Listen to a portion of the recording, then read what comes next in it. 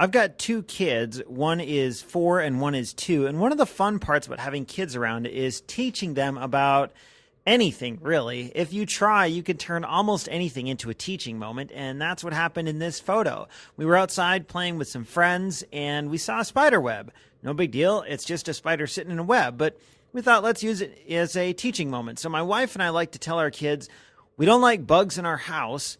But when we're outside, we are in the bug's house. And so we don't want to be disturbing their house too much. So like if we see a spider, we don't want to just kill it because it's outside. It's not hurting us at all. But we will relocate things if we need to. And that's what we will often just relocate some things. Unless it's a wasp nest or something like that, then yes, we will take care of that in a more severe manner. But with this picture, it's a spider web. And in this case, we don't want to kill the spider. We just want to help it by giving it food. But unfortunately, that involves killing a bug. So that's why it's called the circle of life. And this is something that we're all aware of. But it's interesting to teach kids about this stuff.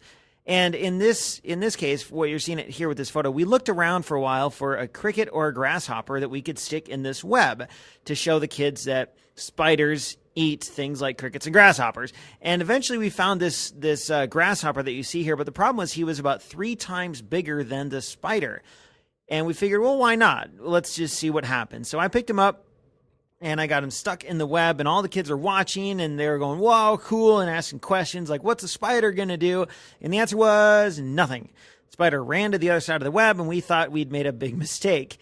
Like the grasshopper was just too big for the spider to handle. So 20 minutes later, the kids kind of got bored and they went back to playing soccer or whatever. And 20 minutes later, one of the kids said, hey, the spider got it. And sure enough, we all ran back there. And yes, somehow the little spider, this tiny little spider, well, it wasn't tiny. It's maybe the size of a nickel. This spider had subdued the giant grasshopper and wrapped it in silk, and it was starting to inject it with venom.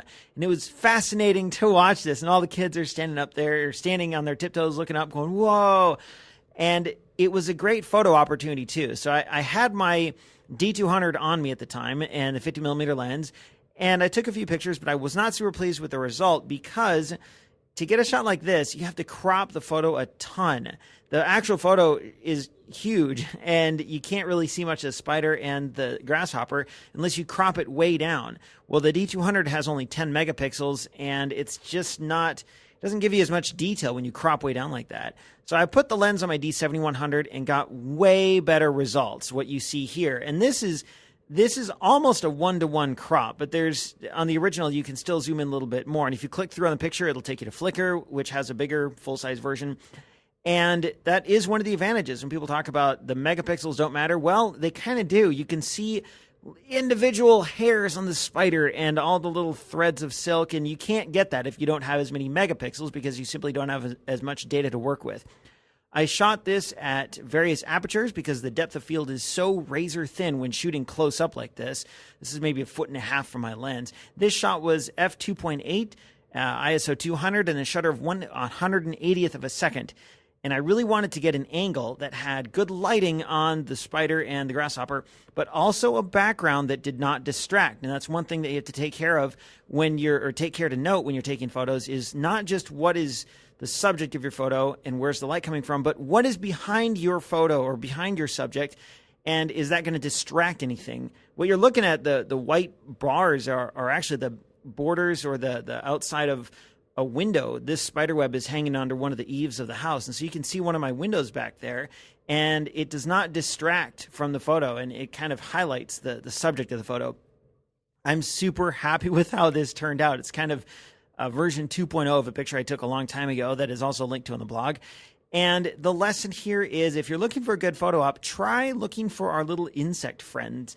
There's a fascinating world of photos right beneath your eyes or beneath your feet, you might say.